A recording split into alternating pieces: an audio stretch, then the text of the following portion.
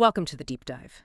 Today we're jumping into a whole stack of material on actor Chris Hemsworth. But we're really setting the hammer aside to, get past the celebrity stuff and understand the lessons from his upbringing, his creative process, and a really intense emotional journey he's been on. Exactly. Our mission here is to pull out some actual actionable insights. How does someone at that level manage insane career pressure while also dealing with something so profoundly vulnerable like his father's Alzheimer's diagnosis? Right, it's where high-performance psychology just crashes right into raw human reality. Mm, So if you're out there navigating that same kind of thing, a demanding career, family health stuff, this one is really for you. We're looking for the tools he uses to stay grounded in what has to be a pretty chaotic life. And what's so interesting about this material is that it's this unique blend. You get the wisdom you'd expect from a high achiever about, discipline and success, but then he hits you with this deep personal vulnerability that offers a totally different kind of wisdom, the kind that makes you really question what safety and purpose even mean. Okay, let's unpack that, and I think we have to start right at the beginning. His roots, because so much of his professional life seems to be built on his early environment. It really is. His earliest memories, the ones that really shaped him, are from growing up in a remote indigenous community in the Northern Territory, the Australian outback.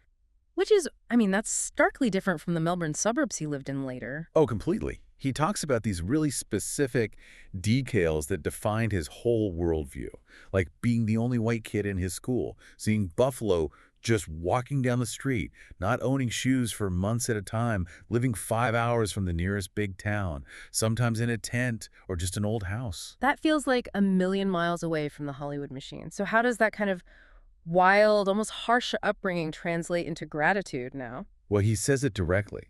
Because they didn't have all the external noise. No TV, no devices. It just unlocked their imaginations.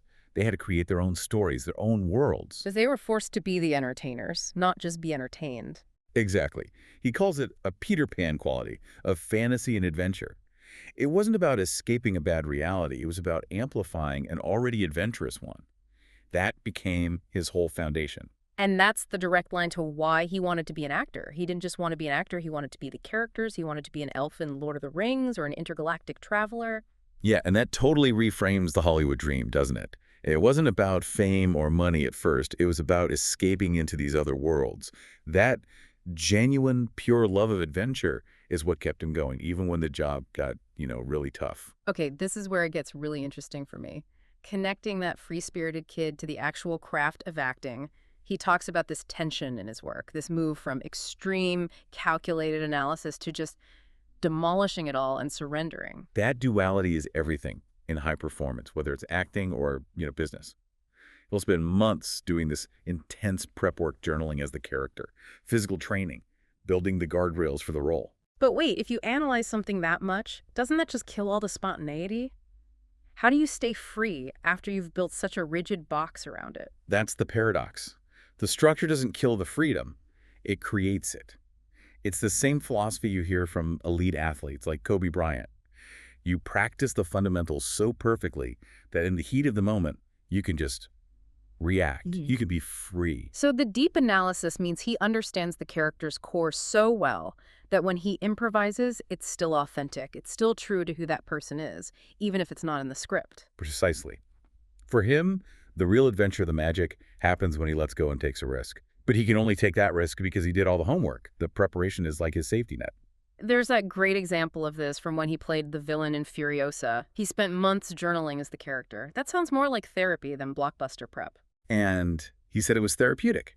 He had to get so deep inside the villain's head that he could see the world from his perspective. He had to find a way for that villain to be the hero of his own story.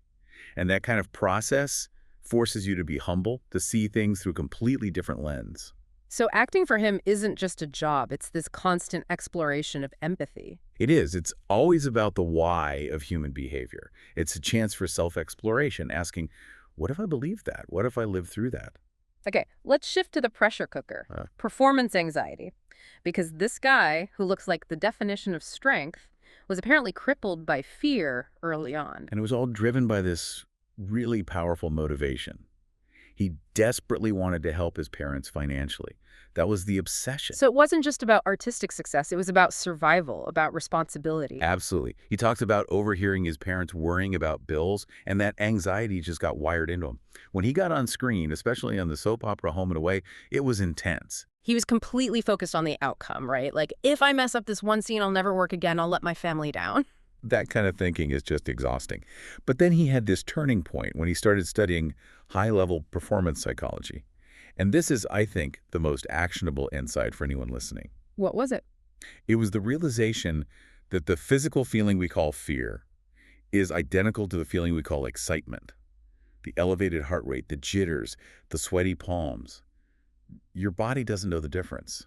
That is a profound reframe. So the body provides the energy, but your mind provides the story, the label. Yes. So his whole strategy became about interpretation. He decided to interpret that nervous energy not as panic, but as his spidey senses coming alive. It was his body getting ready for peak performance, not for failure. So now he actually seeks out that state. He seeks it out, but on his own terms. And this is so practical, right? Yeah. When you're about to give a big presentation and your heart is pounding, how do you convince yourself that's a good thing? He says you have to welcome it, make friends with it. Because before, when he tried to calm himself down, to suppress it, his performances were just flat. That anxiety, when you channel it, is the secret sauce.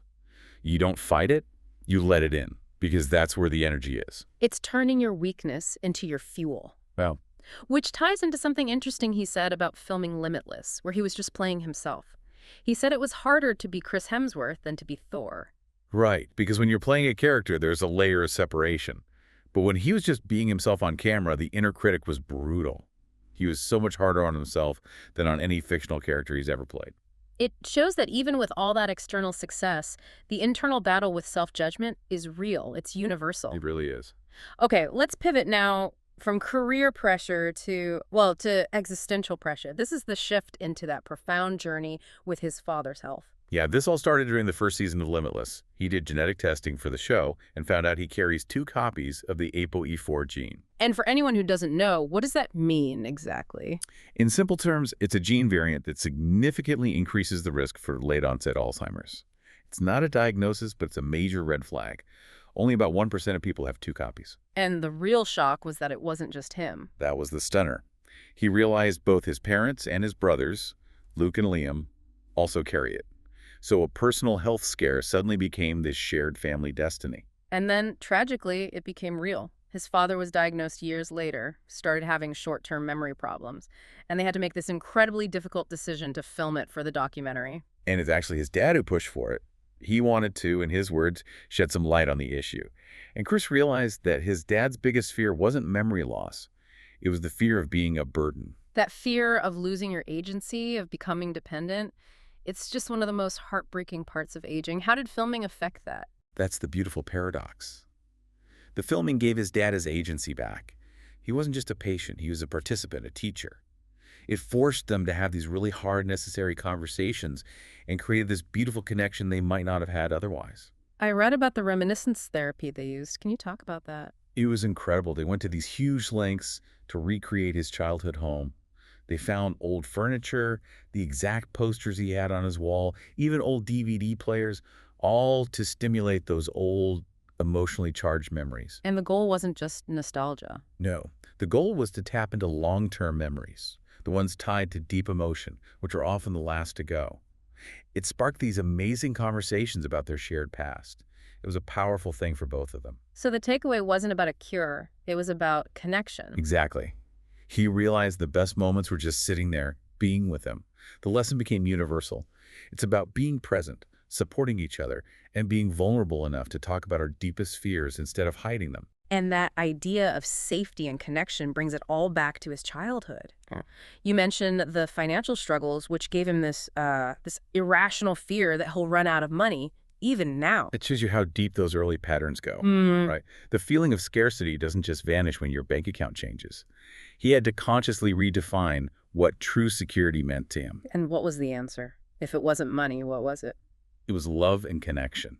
He realized that even though they were poor, he felt incredibly safe as a child.